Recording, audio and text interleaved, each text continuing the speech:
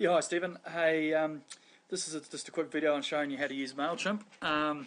Basically, I've sent you the link to MailChimp, which is mailchimp.com. Click log in, and I've sent you the username and the password. So once you do that, click on that, and it logs you in. This is where you'll come to. Click on campaigns over here. I've already set your a campaign up, which we can edit for this first one to go out, and then I can show you how. Well, you'll probably work out. You click on there to set up campaigns, but I've set this one up for you, and we roll through to here. We'll take you to the design page for a start, but go back here to recipients, and I can show you the whole thing. I've uploaded your people from your database from your computer. So when Tom might have more lists here, so this is just choose what list we're sending it out to. So yeah, once you've done that, you go next. Alright, now this is the thing where you put in, this is just a campaign name, no one sees that at the top there. Put your subject in, so you can just type in whatever subject you want in there. From, obviously, a Vita bar, and this is the reply to email, so where they can reply back to. You can click this if you want to personalise it, which it will say, hey Steve or Joe if we've got their name. Only issue with that, if we haven't got their name, sometimes it sends the whole thing a bit haywire. So I'd recommend don't click personal. Over here I've clicked these tracking options because it's really cool reporting at the end of this after you've sent it, so it's quite cool in that respect. Over here basically I've hooked it to Facebook. You can choose what posts whereabouts on Facebook to put it to, so I've clicked your fan page, that'll be listed on here. Here you can type in and say whatever you want. Hey, check out our latest newsletter. Okay, or whatever you want. You're great with words, so you can just edit that. Once you've done that, go next. This will auto save it all for you on the way through, by the way. Now it comes to the design feature. So basically I've put a template in here for you. We can change templates and do some different things, but I've picked a pretty simple layout for the first one. Basically it's very much just like using any sort of word processor really, and it's got little sections, and these sections are done like this so it displays properly in email browsers. Leave this section because if any reason it doesn't, people can just click on it and it opens up in a browser so they can see it on a web page. This teaser line is really cool. You just click on this to edit it, and you put whatever you want in there. The good thing about the teaser line is this shows up in people's mail viewer. So you'll have, say, a Vita bar, from a Vita bar, the subject of and then that teaser line will show up, or some of it. So put something cool or witty in there that will get people's attention on that. I put your logo into there. We can change logos and do whatever. It's very easy to do that. Basically, you just edit it and put it in and upload it. We've got that in there, so upload another one. We can click it up under here, and it takes us over to here where we browse, or we can drag and drop photo. Always gives you MailChimp's great in this template. Always gives you dimensions, so you'll want it 500 pixels wide. No wider than that, otherwise it stuffs the whole thing up. So a small is fine, but you want it no wider than that. Try and resize photos before you put them in, because there is an editor in here, but sometimes it doesn't work in certain browsers. I've linked these Facebook and Twitter buttons to your pages.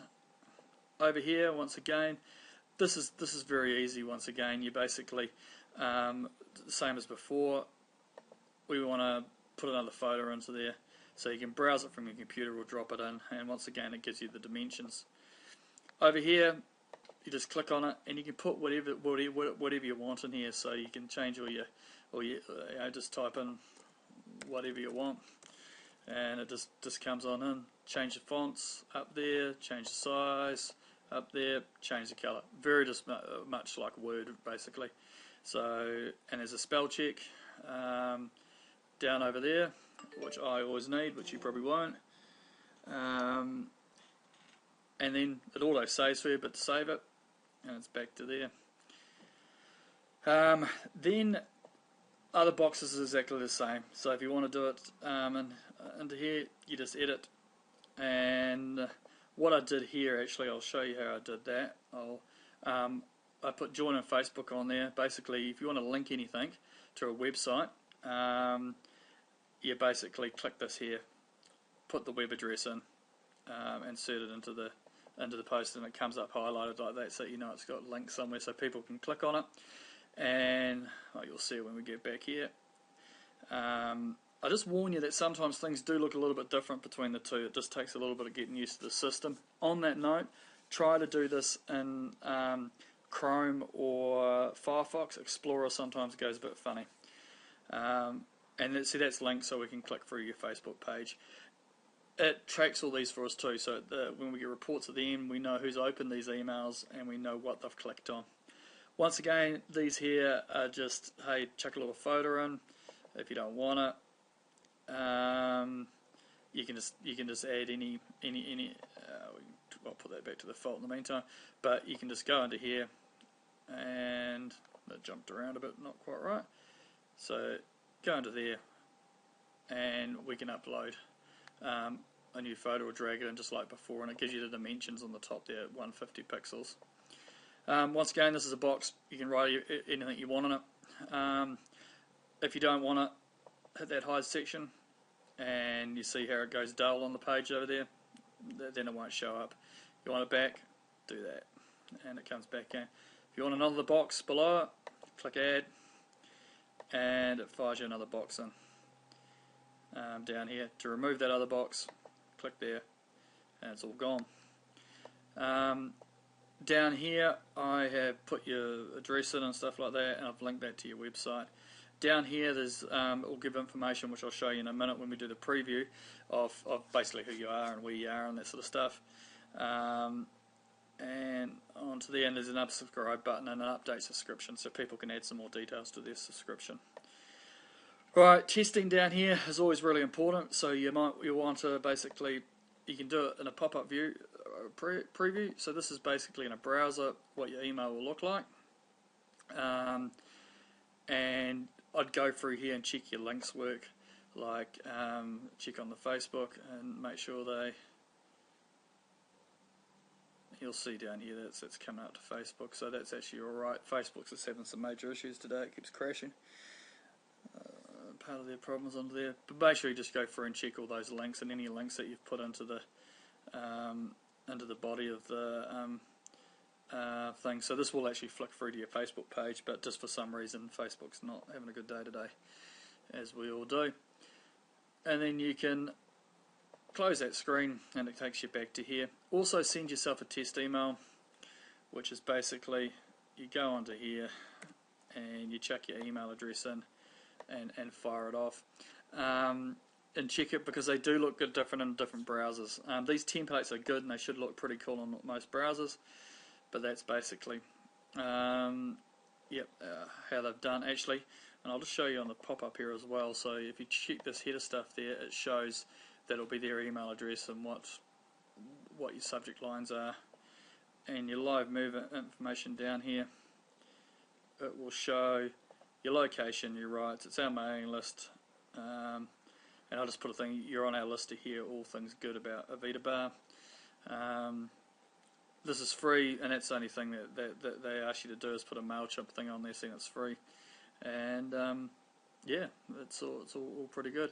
That email would have come up into your email, so check it's all okay, and then come back if it's not and make some alterations. And then basically you go to next. Plain text. If you just say copy from HTML, this brings all your data through from next door, all your words. But you might want to tidy this up and get rid of some of this links and stuff like that if you're just doing it in plain text. Because some people will have browsers, not very many, that they can't see HTML, and so it will come up as a text like this. So go for and edit whatever you want in there, and then just move on to the next one, which is confirmation. And this is telling you it's done everything right. It shows that you're going to send it to 452 people. You can schedule it, so you can click schedule and do your time. Okay, edit time zone. We've got it in the wrong time zone for some reason, so you'll find New Zealand in here. And what they put that under could be anything. New Zealand time. Okay, there we go. And we might want to change the date format to our way of doing it. And default currency, that's alright. And save that. Okay, so that's taken us back to there. That sort of just took us out of that campaign actually, but we can go back. If you lose your way around, you go back to your campaign, go to edit, and we're on the confirmation page. And so it says what you're sending everything out, and to send it now, bang, hit send, and it's away. You can do another test here, send a test email, do a pop-up preview. All pretty simple. It'll take a little bit of getting used to, because sometimes it has some finicky little things that don't quite go right, but I think you'll get the hang of it, and if we can try and get these out each week, I think it'll be really, really good and boost some following out there. So all good. Thanks, mate.